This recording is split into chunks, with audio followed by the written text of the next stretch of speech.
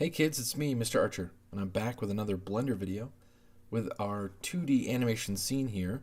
We're going to draw a quick eye blinking animation. So with our draw tool selected, we're going to click on our window.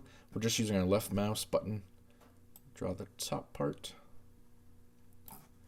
And I apologize if mine isn't perfect, but this is just for fun.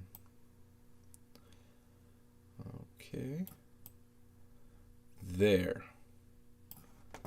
So that is on our first frame. If we look at the bottom here with our blue playhead, let's move up a few frames. Go up to frame 5. I'm going to draw on top of this, okay? Do the bottom part here first. Now watch. Boom. The drawing from the first frame drops in opacity and allows us to see what we're drawing now on frame 5 a little better. That's called onion skinning, so it helps us make animation easy. So let's make our eye a little more closed. Okay.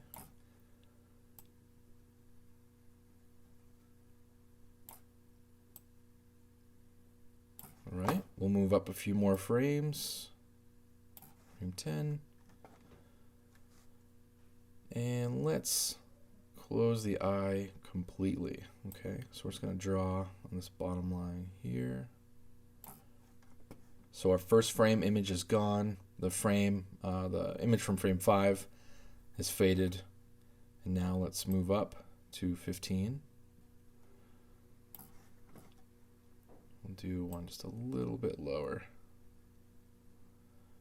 So we have 2 frames with the eye closed. Move up to frame 20 or so. We'll start opening the eye back up.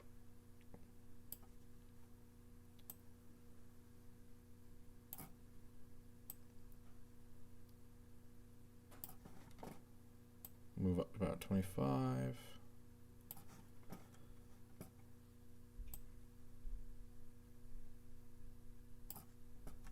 Open the eye a little bit more.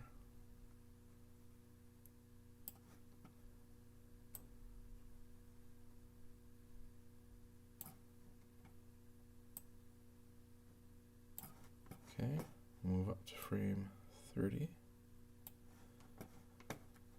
Let's open it back all the way near where we had it when we first started.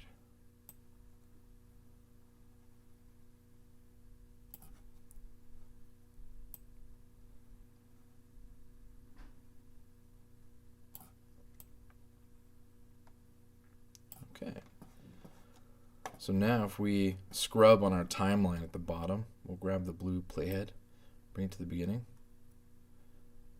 If we hit play in the bottom center, doop, doop, doop, blink, there.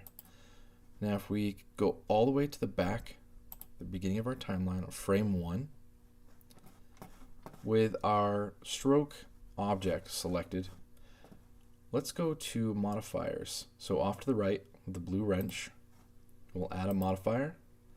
We'll add a we'll add a time offset modifier. So we're going to use a custom range. So let's bring this down to, so we have frame 1 here, which matches our frame 1. And this goes all the way to 250. Now we stopped at frame 30. So we're going to bring that to frame 30. Okay. Now when we hit play, it'll keep blinking. It'll go back and start the loop over. It still looks kind of chunky, but there's a quick way.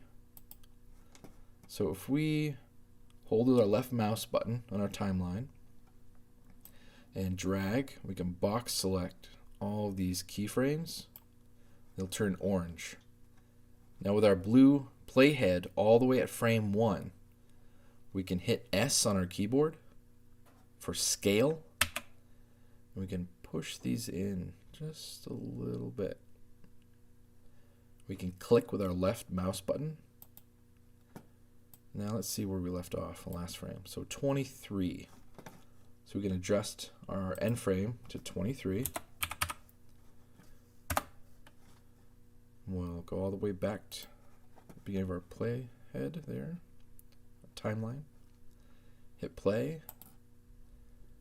a little smoother, and it'll just keep looping. Let's do a little more here. Scale. Let's see. 19.